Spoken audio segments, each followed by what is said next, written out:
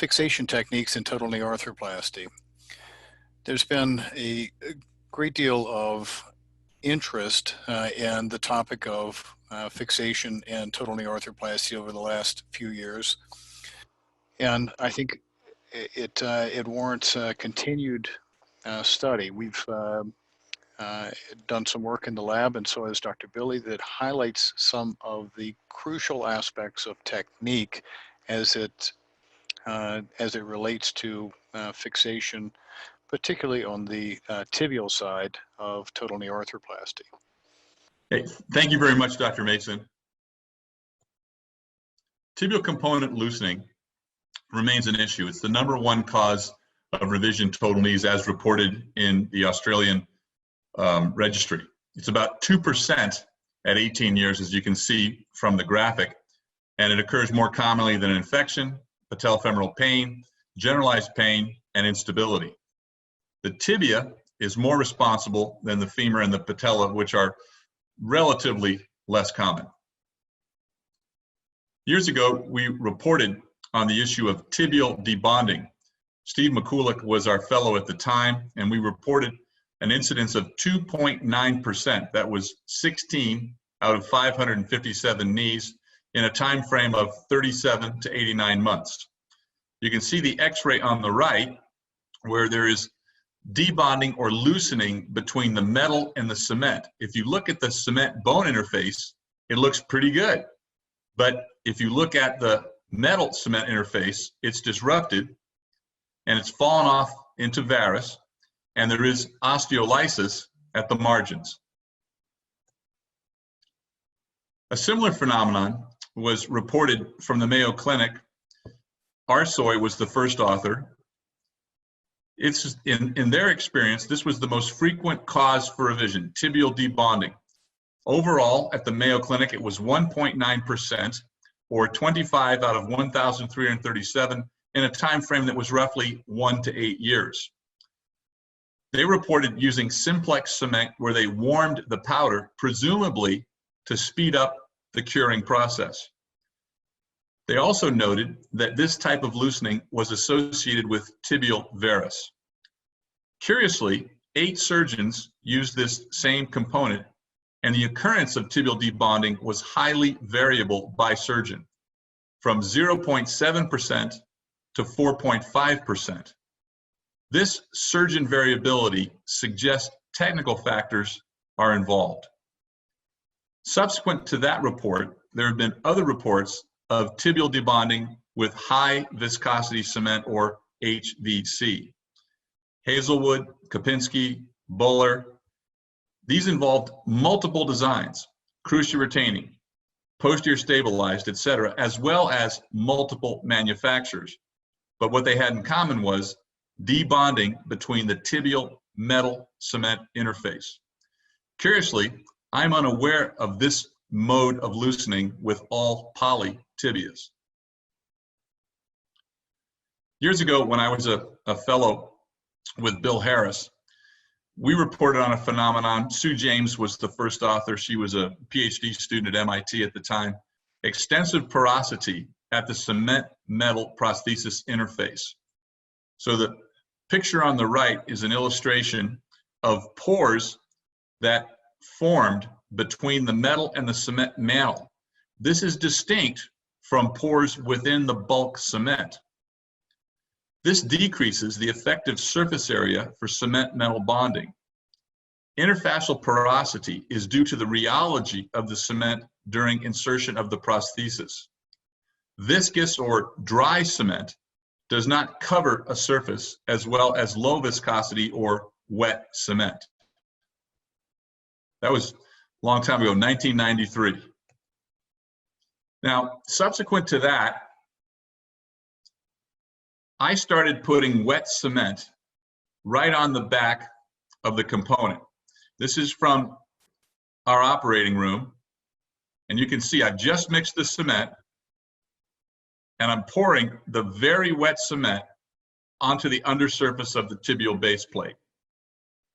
The residents behind me, you can't see them, but they're doing the washing and drying. They're preparing the bone with pulse lavage and then also drying that interface while I fix up the component.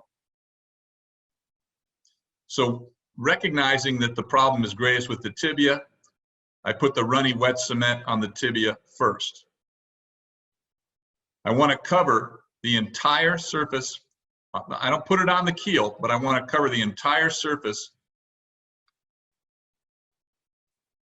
And then I'm going to pass this off to the scrub tech, who will just hold it or set it so it stays upright. You can see I've got it all over the backside.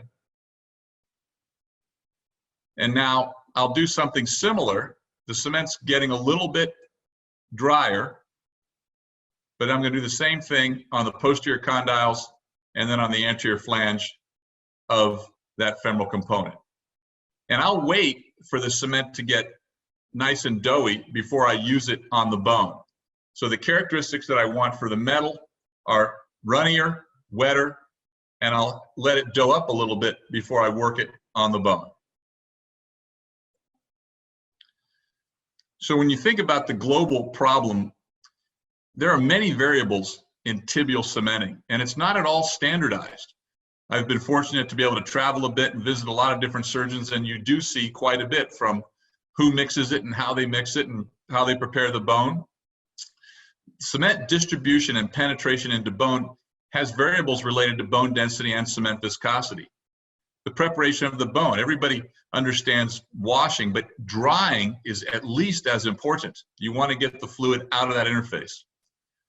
Others have made reports on the metallic surface finish, and basically rougher surface finishes are going to bond, say a porous coated surface where there's a three-dimensional interlock, that'll bond really, really well. There are other implant variables as well. But what we decided to study was what is the effect of the type of cement, and more specifically, the timing of application of cement to metal. Our hypothesis was very straightforward. Wet cement bonds better regardless of cement type. And with that, I'll turn that over to my engineering colleague, Dr. Fabrizio Billi.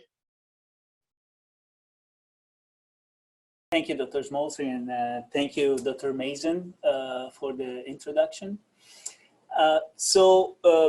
Under the guidance of Dr. Smolsky, we developed this in vitro model, and the model is that the results of these models and these studies are now published in the Bone and Joint Journal.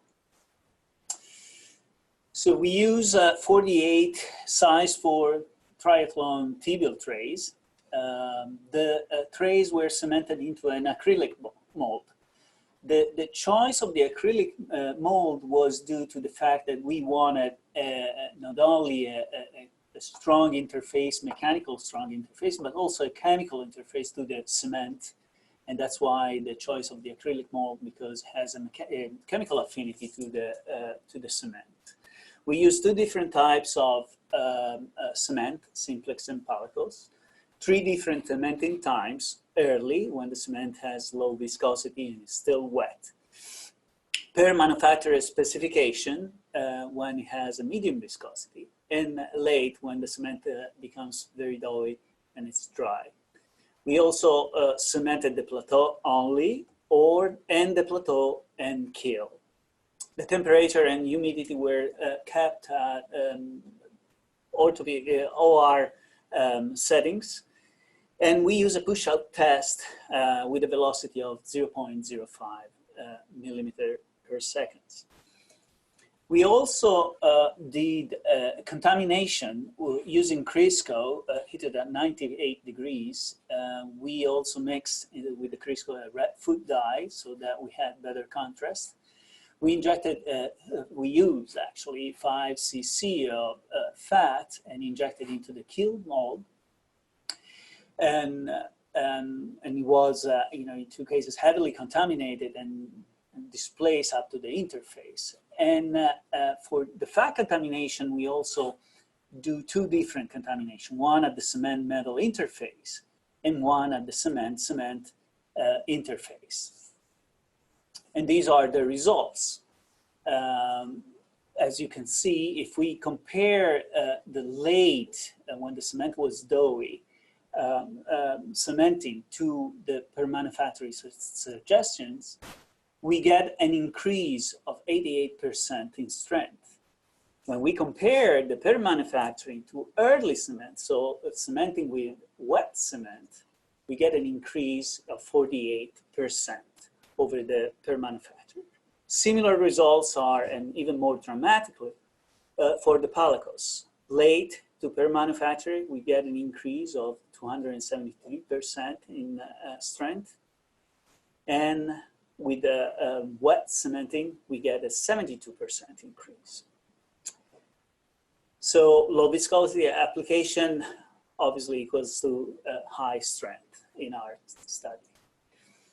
Now, when we cement also the keel, we also get an increase in strength. If we compare again late, we get only plateau and plateau plus keel, we get a 150% increase. Per manufacturer's condition, 150% similar increase. Early, we get a 90% increase. And similar is, again, with a little bit more marked difference with the Palacos, where we get 250 for late, 150 for per manufacturer condition, and about 60% for early. So in this case, if you want the strongest bone, you need to cement the keel, sorry. So when we looked at the contamination with fat, as you can see here, we used the per manufacturer condition, and when we contaminated the tray, we get pretty much complete debonding, a complete fall of strength of the interface. When the contamination is at the interface of the cement, so within the cement, we somehow get less reduction in strength. Similar results we get with the Palacos.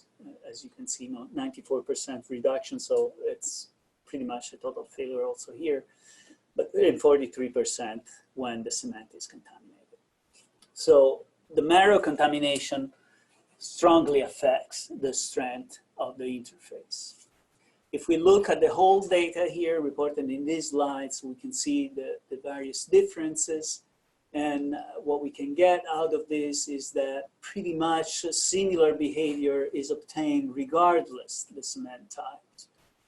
And with this, we get to the discussion and conclusion, which I would leave to Dr. Smolsky to talk about.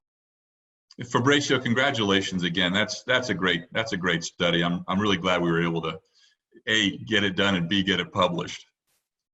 So it's pretty straightforward. It's a very nice, clean study, and we demonstrated variability in bond strength in the lab. So we've got very good control compared to the operating room. The variability, whether it's temperatures, humidity, etc., that's going to be greater. So there'll be a greater amount of variability in the operating room than we had in the lab. But the principle is going to apply. Dry cement gives you a weaker bond. Palacos showed more sensitivity to cementing time. It does up sooner. That's the way the formulation is made. For both cements, if you have interface contamination, you get a weaker bond. And such interface contamination may not be recognized. Let's say that you've got some marrow or you've got some water and it's down in the keel. And when you go to put your component in, as you center the keel over the prepared bone and you start to lower it down, you lose visualization. And so you may get material that comes up into that interface. So this may be an unrecognized occurrence. Now, we clearly used a very aggressive model with the amount of fat that we put in the keel, but it illustrates the principle. Perhaps clinically, smaller amounts of that contamination could occur and be unrecognized here and there. So based on this study, we recommend that you always cement the keel. That was clear. The keel adds a lot of surface area. Cement the keel, you're going to get a better initial bond. Thoroughly dry the bone. You don't want to have, whether it's irrigant fluid, whether it's marrow, you don't want to have anything interposed between your metal and your cement. So thoroughly dry the bone. And beware of dry cement. I think that a lot of times people think that they want to get the cement to go off real fast, and that may be good for OR efficiency, but recognize that it's not good for the metal cement bond. So you might want to think about doing what I do, which is I put the wet cement on the back of the component so that I can get a good bond there, let it dough up a little bit before I use it on the bone. So I'd like to talk about fixation techniques for primary total knee arthroplasty. Do have disclosures which are pertinent for this discussion. The discussion surrounding fixation in total knee arthroplasty is more germane now than it has ever been. And that is due in large part to the fact that the mechanisms of failure in total knee arthroplasty have shifted rather dramatically over the last 20 years. We used to see polyethylene wear and osteolysis as the primary reasons for failure of total knee arthroplasty. But we've seen in several studies now over the course of the last several years, particularly this study highlighted by Sharkey of a 10-year period, the difference in percentage of wear that is shifted from polyethylene to aseptic loosening. And it's not that we've actually solved or have fewer failures, but the percentage of those failures which are accounted for by loosening has continued to increase. And we see in this in registries around the world. This is the Australian registry, in which we've inflected the failure curve for total knee arthroplasties for issues such as pain, infection, instability, but we continue to see an upward slope with aseptic loosening. Aseptic tibial loosening is an industry-wide opportunity for improvement in total knee arthroplasty. We can see in the UK registry that loosening is the second most common reason for revision after infection during the first year, and the most common reason for revision after year one. And this is indeed a class problem. We see this with essentially every knee brand that is on the market.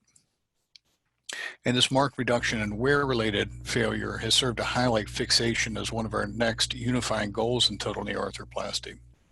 Additionally, it's drawn renewed scrutiny of our surgical fixation techniques and influencing factors on fixation itself. And the landscape for fixation is indeed shifting. There's an increased attention to cementless fixation with improved designs and some studies now highlighting long-term survivorship with cementless implants. And in 2019, registry data supports continued use of cemented total knee arthroplasty. Consensus on superior long-term fixation, cemented or cementless in total knee arthroplasty, is not supported in the literature. In other words, we should embrace both as we look to the future and continued study. So why did component loosening persist? I think there are a number of different things that we need to consider. Patient size and patient variables, BMI, deformity level, bone quality, bone density are all things that we deal with in our day-to-day operative theaters. And attention to cement technique really is not new. There are a number of factors to consider: bone preparation, the cement type and mixing method, implant preparation, cement pre-coating of the implant, cement pressurization, looking at lipid evacuation, implant impaction techniques, cement removal, and motion during the curing process all can have influence on the cement fixation strength. When we prepare the bone, we want to take time and thoroughly wash the bone. The pulsatile lavage is commonly used in the operative theater, but the key here is to try to remove the lipid. We know that using pulsatile lavage and pressure injection can increase the depth of cement penetration and hence increase the fixation strength of the prosthesis to the bone. And it's not possible to just simply pressurize this and overcome the removal of that lipid marrow aspect that's achieved with pressure with pulsatile lavage. And it seems like stating the obvious, but we want to try to thoroughly dry the bone. We want to decrease the amount of fluid at that bone cement interface. That enhances interdigitation and can, as we'll show, decrease that lipid can decrease the cement bonding strength. The data is not entirely clear as to the superiority of one cement to the other, although there is emerging registry data that would suggest that higher viscosity cement may be inferior with regard to bonding to the cement, as well as for long-term fixation. We also don't know if hand mixing versus cement mixing, one is particularly superior to the other. There's no clear survivorship benefit yet reported in total knee arthroplasties. Cement mixing advantages, there are those that produces a little bit more uniform cement and it avoids some of the voids, avoids the inclusion voids in cement using a vacuum mixing technique. But this has obviously cost implications as well. And without clear data, I think we are left without clear direction. We do know that the depth of penetration up to 3 to 5 millimeters of cement into the cancellous surface is advantageous for fixation. And we can achieve that best by applying cement to both the bone as well as the implant, and using a form of pressurization, either digital pressurization or a gun, to try to help achieve that. We also know that pre-coating and pre-coating early the cement onto the implant helps with adhesion of that cement to the implant. And I know that Dr. Smallsreed will discuss this in detail. We also want to take a moment to look at some of the geometries of the implants themselves. Improved implant geometries can be very helpful now with regard to enhancing fixation strength to the bone. And it's important to recognize that we as surgeons are part of this variable equation as well. In this paper by Arsoy et al. Highlighted a group of surgeons from a respected clinic looking at one particular implant design in which there was a 6-fold variability between surgeon 3 and surgeon 7 with regard to fixation failures, with essentially the same number of patients included. So it's not just an implant, and it certainly is technique that can influence our failure rates. In 2016, with Mark Heldreth and Tom Fearing, we looked at the idea that simultaneous femoral and tibial cementation negatively affects tibial fixation in total knee arthroplasty. Our hypothesis was that improved surgical efficiency is a necessary mandate of healthcare economics, and that time efficiencies become an increasing focus in the management of cost. Cementation techniques have evolved from sequential cementing to simultaneous over the course of many years, and now simultaneous cementation is assumed to be the standard of fixation. We theorize that motion that occurs during simultaneous component cementation may have an adverse effect on tibial fixation. And we asked 4 basic research questions. Does knee motion during cementation process change tibial tray fixation strength? Second, does the knee motion influence marrow-lipid contamination of the implant cement interface? And third, does that marrow-lipid contamination change the implant fixation strength? And finally, does the type of tibial bone prep change the tibial fixation strength when knee motion occurs during cementation? To achieve this, we used 36 lower extremity pelvis to toe cadaver specimens, 72 knees. They were matched side to side. One side in which was our no motion technique. The tibia was held motionless with digital pressure during polymerization. On the opposite side, we prepared the knee in the standard format, but we took the knee through a simulated cementation in which we also checked the ligament balance carefully. Finally, we looked at the undersurface of the tibial tray and matched that to the preparation devices for the various fixation, for the various tibials trays that we placed. And those in which there was a clearance or a cement mantle prepared around the keel, there were clearance prep, and those in which there was no clearance were the ones that were essentially fit line to line. There were 9 different modern implant designs and preparations that we tested. Answer question 1, does knee motion during cementation process affect tibial tray fixation strength? The answer to that is clearly yes.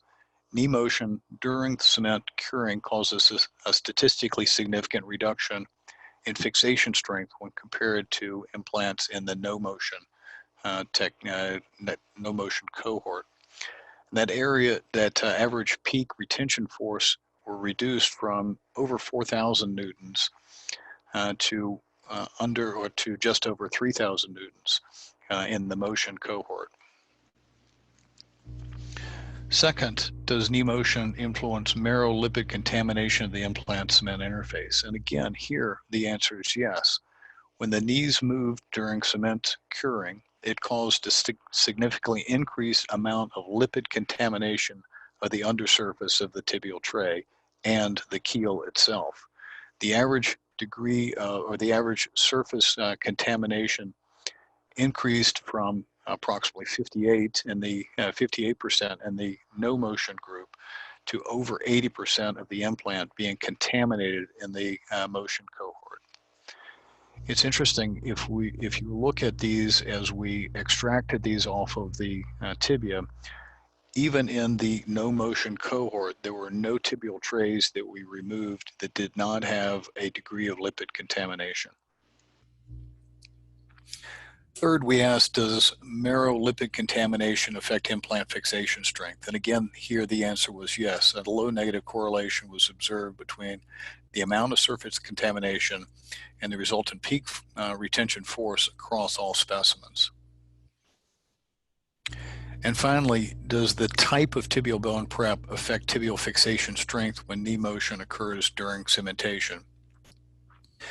In the clearance prep, motion during cement curing caused a significant reduction in retention force, but it did not cause a statistically significant reduction in the no clearance prep, indicating that we want to achieve a envelope for the undersurface of the tibial keel that is very tight relative to the keel itself. We do not want to over prepare the keel. Looking at 9 different designs, individual implants were purposely blinded to highlight the correlation between motion and cementation, lipid contamination, tibial bone preparation. These are modern cemented total knee arthroplasties from multiple different manufacturers. And it's clear that you can see the motion and no motion cohorts in every side-to-side test. There is a reduction, and many of these statistically significant. So what I'd like to show here is a brief video of the technique that we used in the lab. This is high viscosity cement placed onto a prepared tibial tray. So you can recognize a Sigma implant that's placed at 7 minutes. After cement mixing, the knee is brought into full extension. A very brief ligament assessment is made, and the knees were then allowed to fully cure. What is occurring there is evident. This is a clear tibial tray, and you can see the tibia as it moves from extension to flexion, there are forces that are placed that are slightly asymmetric with regard to the medial and lateral sides. And that can allow lipid, which contaminates that surface, to move beneath the tibial tray, contaminating that interface between the tray and the cement, contaminating the cement as well, and can lead to substantial reductions in tibial bonding strength. And this, as you see, is evident with multiple different preparations. In fact, every single tibial tray that we tested with these SLA prototypes, mimicking the exact size of commercially available tibia with the commercial prep, showed this lipid contamination between the tibial tray and the bone cement. So in conclusion, attention to fixation of total knee arthroplasty is a result of our solving other issues, lysis, locking mechanisms, etc. Cement technique is clearly relevant to fixation strength. Lipids at this cement interface degrade the cement fixation, and motion during cementation markedly reduces fixation strength. And I think the enhanced fixation geometries of the implant will likely have meaningful impact on clinical performance. Thank you. Dr. Smallsreed, I have a few questions, if we could maybe review, just to highlight for our audience the importance of some of the points that you and I have tried to highlight tonight. Would you recommend cementing the femoral component independently of the tibial base tray? And if so, why? So for most patients, I just use one batch. For larger patients, especially if I'm also going to cement a patellar component, I will do two, but that's rare. I'd say 95% of the time it's one batch. And the workflow is at the private hospital, I'll let the tech who I work with regularly do the cement mixing. At the county hospital, where there's more variability in the OR support, I'll do the cement mixing. I think cement mixing is important, and I try and make sure that somebody knows what they're doing. They're going to get all the powder in the bowl. They're going to get all the monomer in the bowl. You don't want to look at the back table. It looks like a bake shop with powder spilled all over the place. That ratio is meant to be a certain ratio. So I'll mix it, and during the time the mixing is going on, then the other part of the team is doing the bone preparation, and we use pulsatile lavage, and we dry with suction and lap sponges. Hopefully, the timing is such that the folks that are doing the bone prep, they've got that all taken care of when we're ready, and when the cement is ready.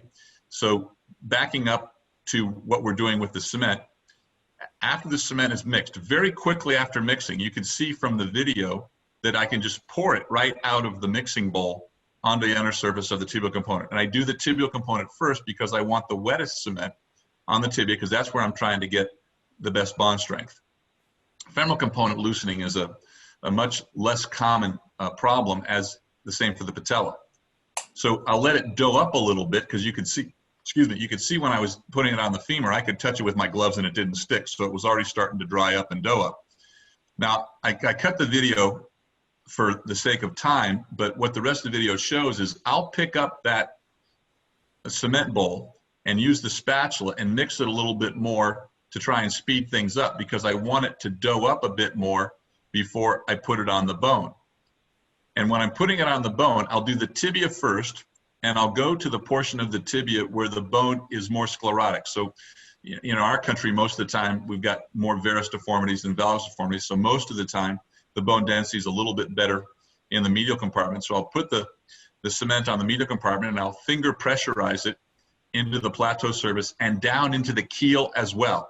I don't use a gun. I don't pressure inject, but I've got, pretty big fingers, so I can cover up a fair amount of surface area and pressurize it down into the keel as well as the plateau, but I'll work the harder bone first. And then I'll put the tibial component in, and then I'll repeat the process on the femoral side. Now it's getting fairly doughy, so I'll roll a cigar of cement, loop it around the cut bone surface of the femur, finger pressurize it into that. I don't try and pressurize it too much into the lugs. I don't want to get a whole lot of cement up in those lugs. And then I'll put the femoral component on, put in a temporary spacer, put the knee out in extension, and then if I'm going to use a patella, I don't always use a patella, but if I'm going to do a patella, then I do the patella last. Dr. Smallsreed, that's excellent.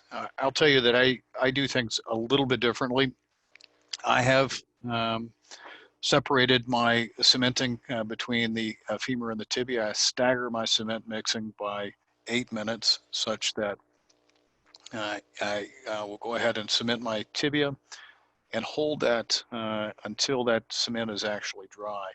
In that process, I'm going ahead and finishing up preparation of the femur, make my plug for the canal, pressurize the cement onto the distal femur, and will not bring the leg into full extension until the tibial bone cement is entirely hard. I think it costs me 8 minutes in terms of my overall fixation, but I know that in the process of bringing the leg into extension, I'm not going to have unequal forces that on the medial or lateral side of the tibia, which may influence that lipid dissemination in that interface that we spoke about.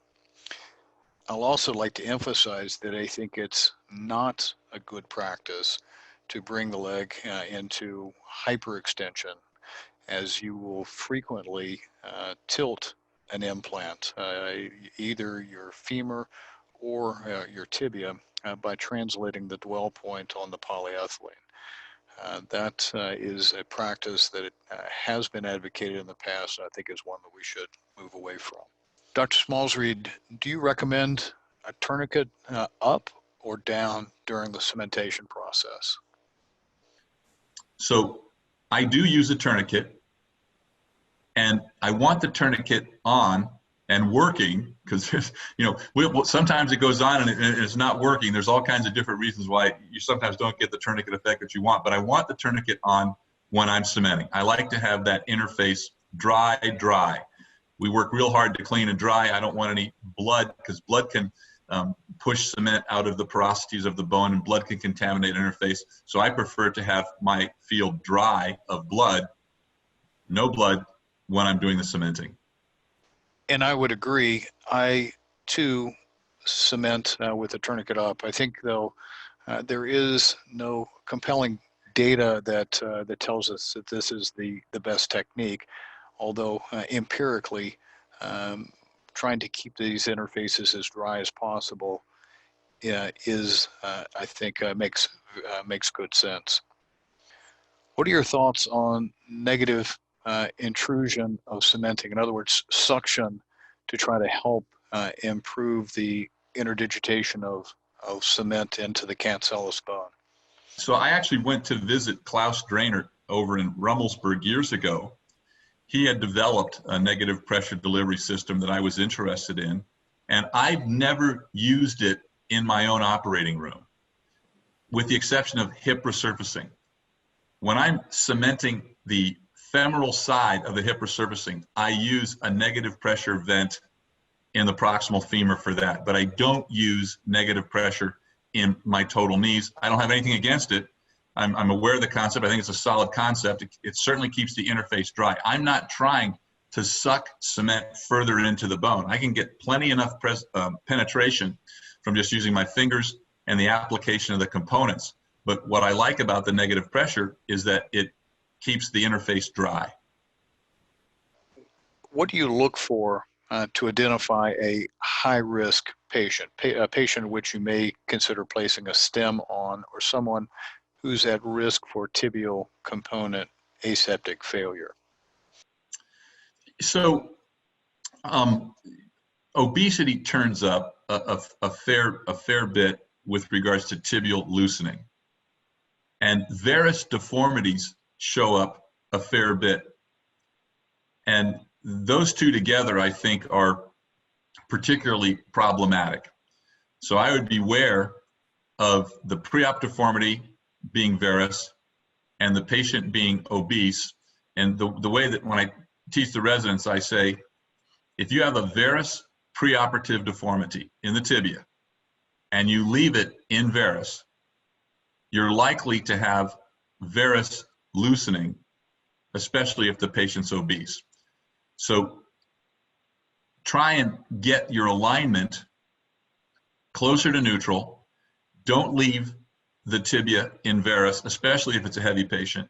And you may want to consider a short stem extension in those patients, especially if the bone quality is, less than good.